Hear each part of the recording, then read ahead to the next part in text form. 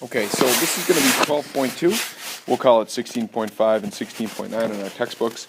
We're going to start out by asking the question of, can we actually calculate this entropy thing that we talked about in 12.1?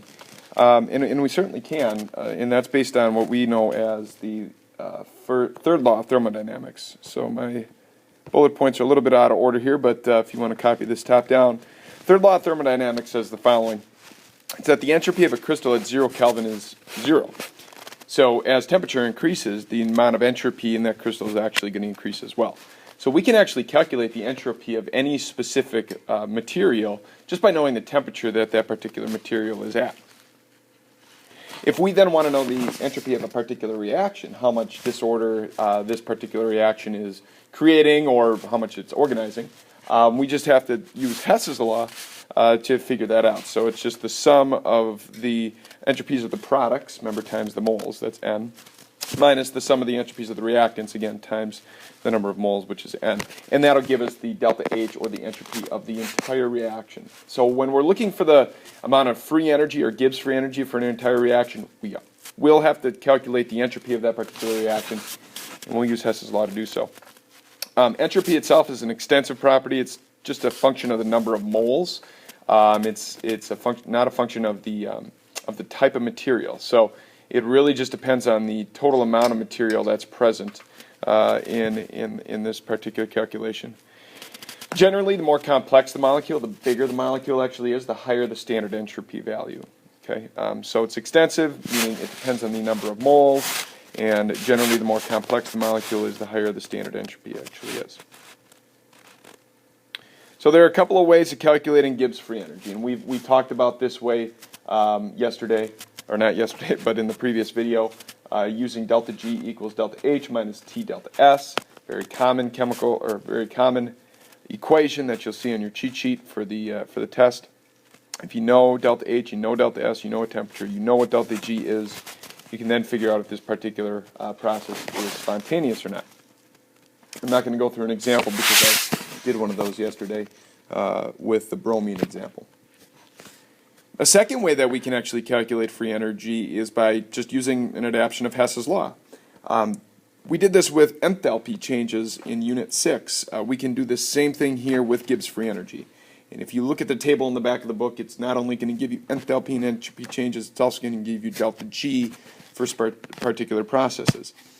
So the conversion of diamond into carbon dioxide gas has a delta G of negative 397. If we know that, if that's a common reaction, which this is, and we know the graphite conversion to carbon dioxide gas has a delta G of negative 394. Again, we just use Hess's law, rearrange that a little bit, so we come up with, we have to reverse the graphite one so that we get the carbon dioxide and the oxygen to cancel each other out. When we reverse, we change the sign, we get some cancellation of some like terms, and then we do a little addition at the end, and we find out that the delta G of this process is negative 3 kilojoules. So what's that tell us? Well, that tells us that this process is in itself spontaneous. It's just not incredibly spontaneous. It's pretty slow. So any negative delta G refers to a spontaneous process. Here's the third method. We can use standard free energy of formation for delta G, and we can just use this particular process right here. So we don't have to use Hess's law. We don't have to use delta G equals delta H minus T delta S. If we know the delta G of the products and the reactants, we can just go ahead and add those up and subtract products from reactants, and we'll get that final number. So I have a example problem that we'll do here. Let's say a chemical engineer wants to determine the feasibility of making ethanol by reacting water with ethylene, according to the equation. So we've got ethanol on the left here, it's the C2H5OH, and ethylene on the, ethanol on the right, C2H5OH, ethylene on the left, C2H4. If we know the delta G of formations of each of these things, we simply need to use the following equation. Delta G total for this reaction is just going to be the delta G of formation for the ethanol, which is just the C2H5OH. I'm just going to abbreviate that E2OH, that's the abbreviation for ethanol generally, minus the delta G formation of water,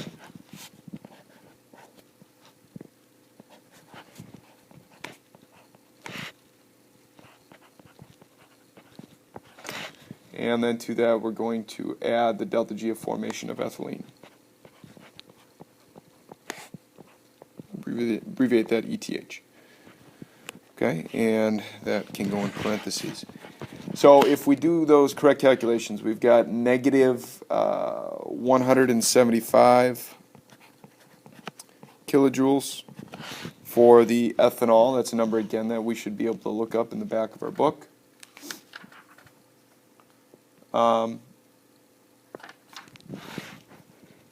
We can take that negative sign and kind of extrapolate it through so that we have, let's see, we'll actually have a positive 237 kilojoules for the water, and then minus 68 kilojoules for the ETH. Okay, and we plug that all in, we do the correct math, and we should be coming up with a negative 6 kilojoules. So this process indeed is spontaneous under standard conditions at 25 degrees Celsius. Okay, so that's using the standard free energy of formation for the particular substances. So 3 different methods for calculating delta G. Just using delta H minus T delta S, using Hess's law, or using the standard free energy of formation. All right. Now, free energy actually depends on pressure a little bit. I think I hinted at that in a previous slide. Enthalpy itself doesn't depend on pressure. Enthalpy is just the heat emitted or absorbed from a particular reaction. However, entropy does. Entropy depends on pressure because if we pressurize something, if we put more pressure on it, the molecules are closer together and they're more organized. So the entropy would actually decrease then. Entropy depends on volume, so it is also dependent on pressure. If you've got a large entropy volume, you have a greater entropy than a small volume. If you have low pressure, that means you have large volume typically, so that entropy would be larger there than it would be in a high pressure situation. So there's a total dependence on free energy on pressure. And there are a couple of problems that we're going to do in class that kind of showcase this. And that take Gibbs free energy and actually incorporate pressure into it. And there's an entire derivation in your textbook in section 16.7, page 771 through 772, and it is incredibly lengthy. I am not going to go through it right now. But we are going to do a problem in class that is very similar to sample exercise 16.13 that'll kind of highlight the importance of pressure as it is involved in free energy. So you can go ahead and take a look at that and see how that's going to work. I think there's a couple of problems that I assigned that kind of attack that particular idea. But again, it's a little bit too lengthy for this particular video. So let's also determine if free energy and equilibrium are related to one another. And equilibrium point occurs at the lowest value of free energy available to the reaction system. So essentially that's when delta G equals 0. When delta G equals 0, at that point we are at equilibrium, so Q equals K. We got to figure out what Q and K are again because it's been a while. Q is called the reaction quotient. This is the reaction quotient. And K is the equilibrium constant.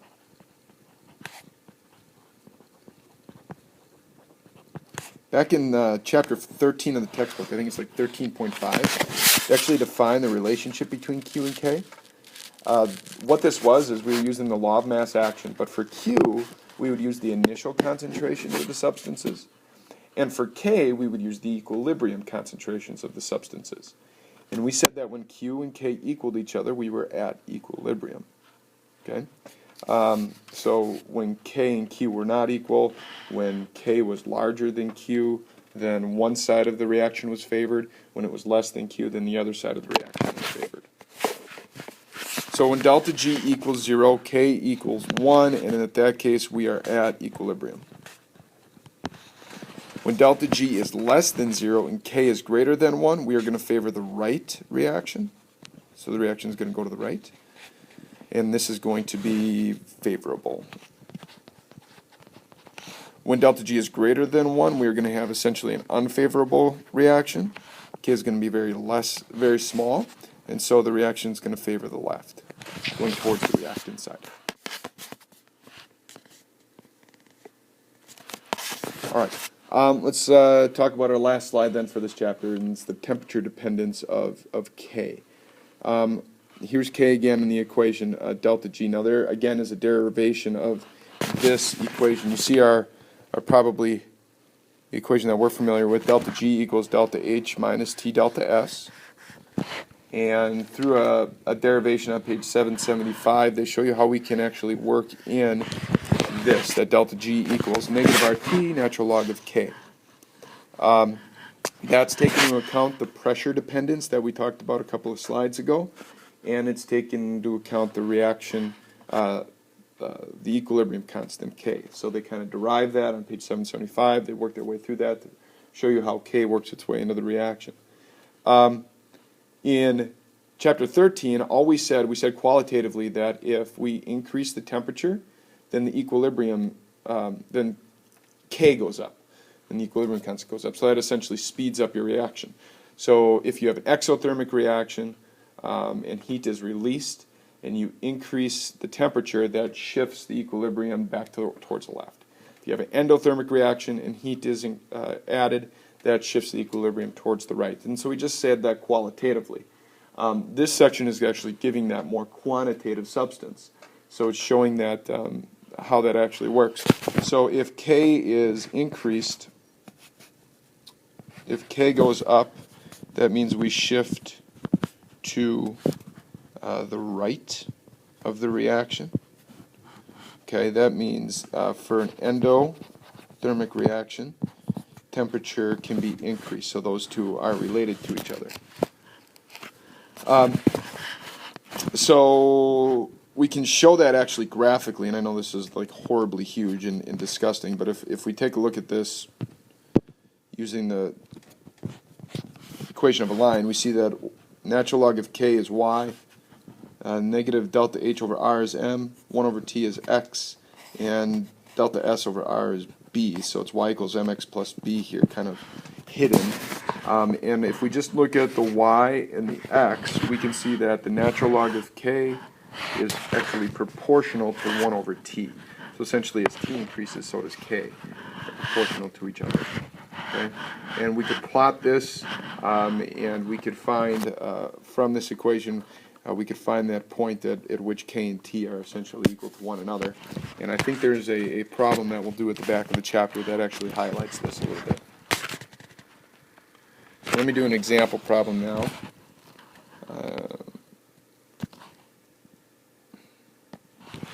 With rust. We want to know if rusting itself is favorable. Go back here. We want to know if rusting is a favorable process. And this is the equation that we can figure out for rusting. Iron plus 3 oxygen yields 2 Fe2O3.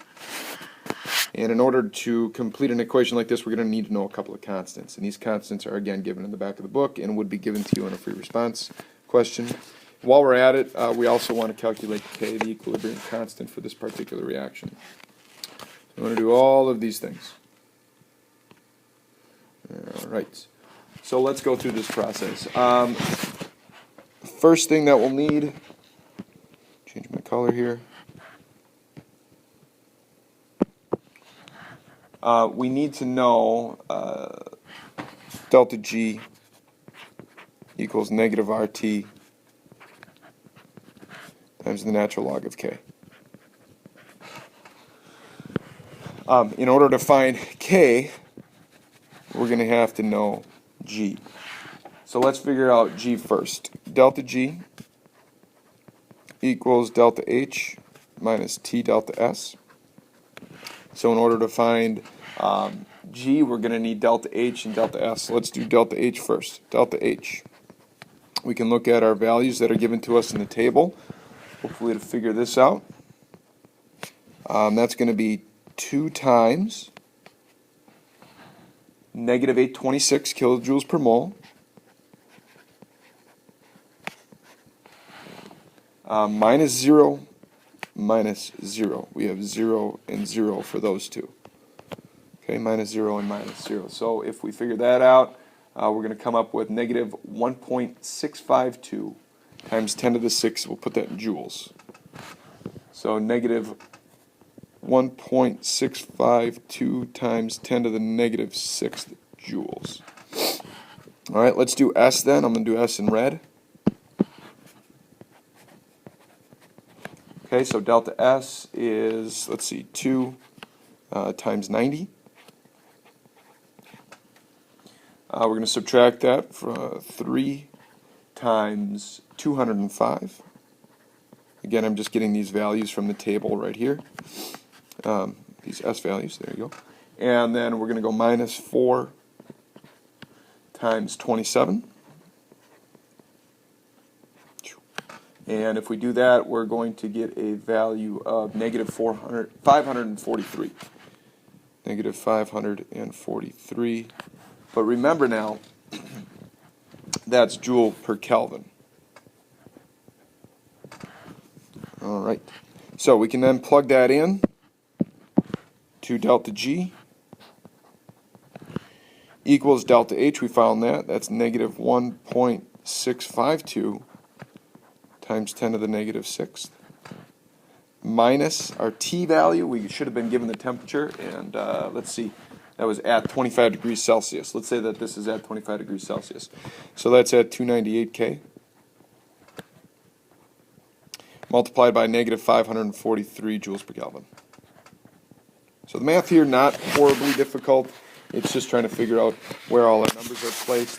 And if we calculate delta G here, you can see that it's really controlled by the enthalpy, not much by the entropy. So it's negative 1.490 times 10 to the 6th joules.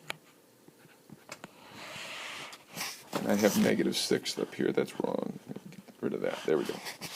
So we can kind of answer our first question. Is it favorable? Yes, it certainly is favorable because it's such a big negative number. And when delta G is negative, that means we have a favorable reaction.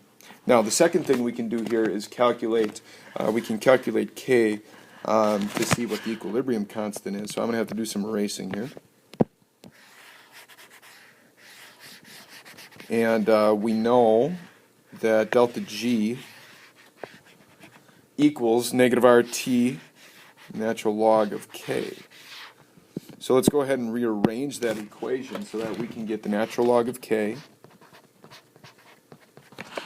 actually equals, let's see, delta G divided by RT and the negative of that. So we just figured out delta G from above is negative 1.490 times 10 to the 6th.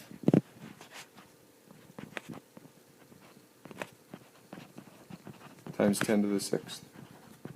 And I'm going to go ahead and take that negative sign away because it'll be canceled out by that negative sign. And then that's divided by R times T. R is just the R that we've always been working with here, but it's got to be in joules. So it's the 8.3145 version of R. So that's if we multiply that by T, we're going to get 2.48 times 10 to the 3rd. 8 times 10 to the 3rd. If we do that correctly, let's see. Our units should cancel out because K is unitless. Good. And then if we do the math there, we're going to find out that K, actually, how do we get rid of that natural log? We got to go e to the 601. I got 601 by doing this, guys. That's 601 right there. Okay? So if you do e to the 601, you can do that on your calculator. But you're going to find that it's a tremendously large number. So K is huge. So that's telling us that it's tremendously favored, this chemical reaction, to the right, so it's favored in the rightwards direction. So there we calculated K, and we can say it's favored, and then obviously to the right. All right, so that's how we use our Gibbs free energy in correlation with the equilibrium constant to figure out if a reaction is favorable.